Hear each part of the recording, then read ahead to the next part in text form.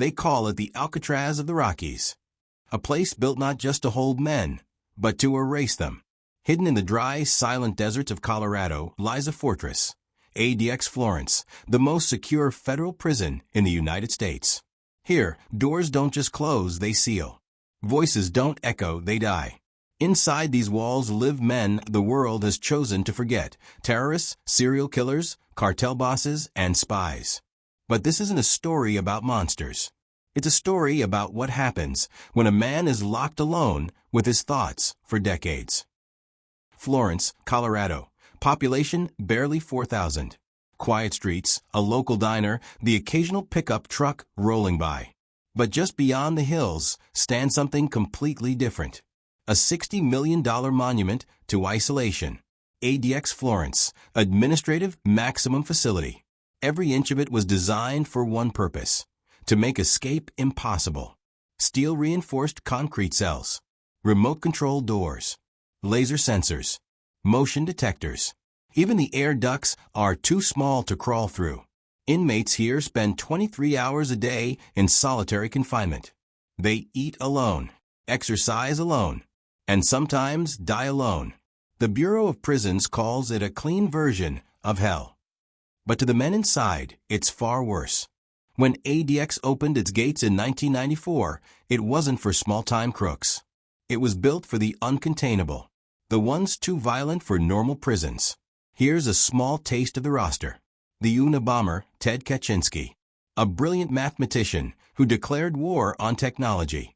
Ramzi Youssef, mastermind of the 1993 World Trade Center bombing. Richard Reed, the shoe bomber. Dzhokhar Tsarnaev, the Boston Marathon bomber. Each one locked in silence. Each one a ghost buried alive in concrete. And yet, some of them still found ways to break the rules. For that single hour of freedom, inmates are led in shackles to a concrete yard about the size of a walk-in closet. The sky above is visible through a steel grate. That's their only connection to the outside world. A guard once said, "They don't even see the mountains, just a patch of sky." And yet, in those moments, some inmates find strange forms of peace. They talk to the birds that land near the fence. They whisper their names just to hear their own voice again. Isolation doesn't just break bones. It breaks minds. Meet Thomas Silverstein, the man the media once called America's most dangerous prisoner. Silverstein spent 36 years in solitary confinement, most of them right here in ADX Florence. Why? Because in 1983, inside a federal prison in Marion, Illinois, he killed a correctional officer right in front of other guards. From that moment on, the Bureau of Prisons decided Thomas Silverstein would never touch another human being again. For decades, he lived in a cell with no contact, no conversation, and no hope of release. He once wrote in a letter, "It's a slow, torturous death. I feel buried alive." In 2019, he died, still in isolation, still alone. You might think nothing ever happens inside ADX Florence. But even here, chaos finds a way. On a cold morning in 2005, 2 inmates in neighboring cells managed to coordinate something impossible: a simultaneous attack on correctional officers using handmade weapons. No phones, no talking, no planning, just coded knocks through the walls. And patience. Both officers survived. But after that, ADX went on lockdown for months. Every cell searched.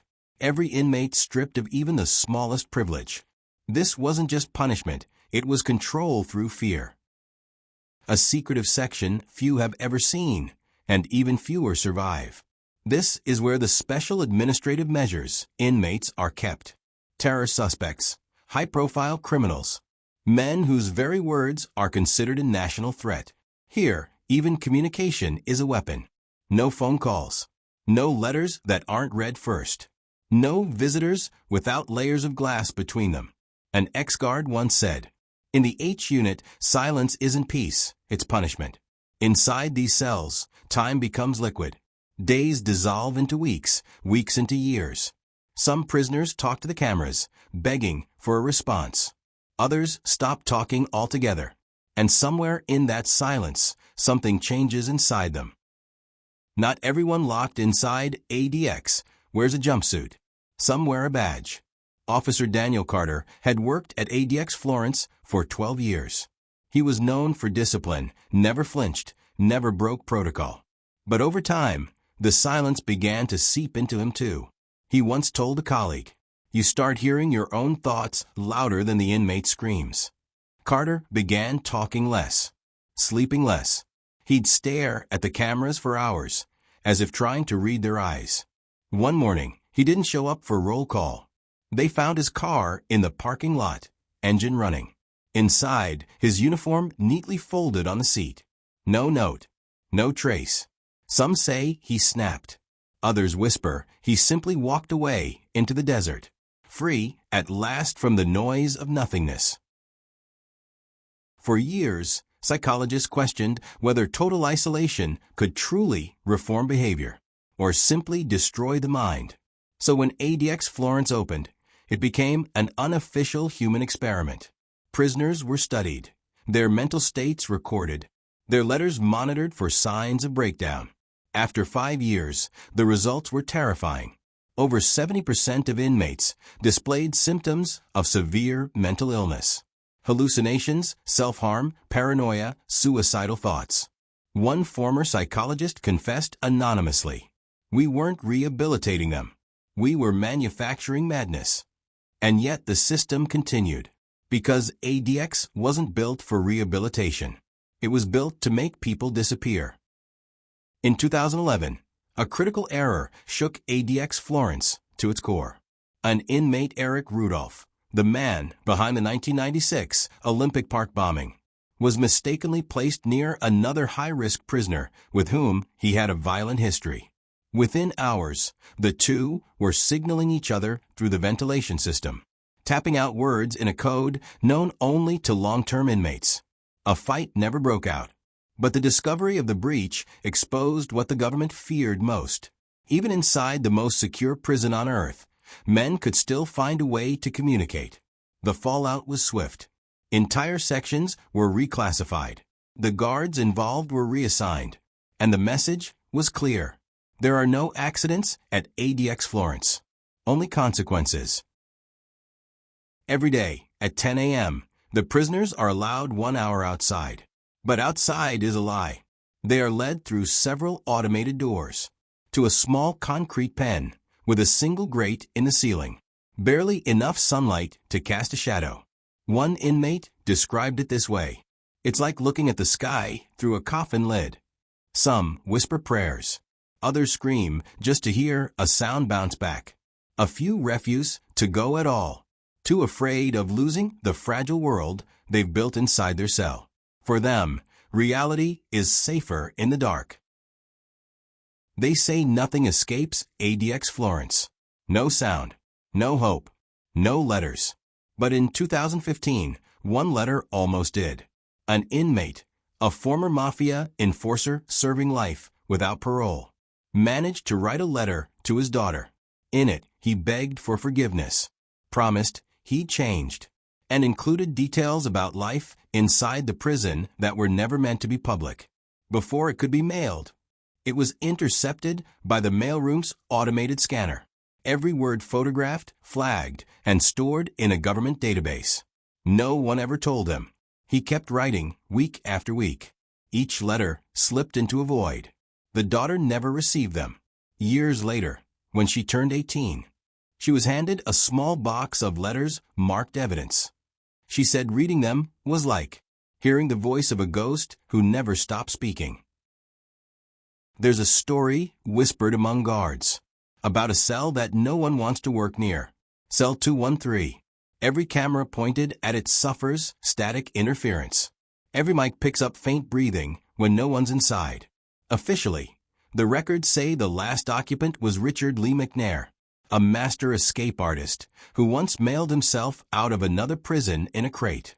When McNair was transferred to ADX Florence, he reportedly told a psychologist, "You can lock the body, not the mind." 3 weeks later, he was gone. No one knows how. His cell door was still sealed. To this day, the cell remains empty. But at night, guards swear they hear tapping on the walls. No investigation ever found proof of anything supernatural. But the cell stays unassigned, not because of ghosts, but because in Florence, impossible things have a way of happening quietly. In 2018, rumors began to circulate about a secret inmate agreement. A handful of prisoners exchanging coded messages through the law library system. The trick was simple. Books with hidden marks, pages dog-eared in patterns. One man, a former white-collar criminal turned informant, offered to expose the network in exchange for a transfer out of ADX. He was placed in protective custody. But 2 days later, he was found unresponsive in his cell. No weapon, no struggle, just gone. The report said natural causes. But the file was redacted beyond recognition. One line remained legible. Some debts can't be paid with money. And the law library was shut down for 6 months. Few people understand what it means to control ADX Florence, to command a place that exists to erase people. Warden Harold Pierce had done it for 8 years. He'd walked every corridor, read every disciplinary file, memorized every face except his own. He once said in a rare interview, "You don't manage men in here. You manage silence." But that silence had its cost. Pierce's wife left him. His son refused to speak to him. He spent Christmas alone, watching the snow fall outside his office window. The same snow that never touched the men buried beneath him. A year later, he resigned without explanation. When asked why, he simply said, "It's not the inmates who get buried here. It's the rest of us." Deep below ADX Florence, beneath layers of concrete, sensors, and steel, there's a sound that never stops. It's not the hum of electricity or the clank of chains. It's the echo of men talking to themselves, reciting names, replaying memories, whispering into walls. And if you stand still long enough, you start to realize those whispers don't just belong to the inmates. They belong to everyone who's ever stepped inside this place. ADX Florence doesn't just hold prisoners. It becomes them. Each soul, guard, warden, or inmate, leaves a piece of itself behind in the silence. And when the doors lock for the night, the silence doesn't rest. It remembers. You've just seen inside a world built to make men disappear. A fortress of steel and solitude where punishment isn't pain. It's absence. Here, time stops. Voices fade. And even freedom, when it comes, no longer feels real. ADX Florence isn't just a prison. It's a mirror. It shows us what happens when justice forgets mercy, and when silence becomes the loudest sound of all.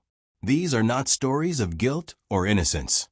They're stories of what's left behind, when a man loses the world, and the world forgets him back.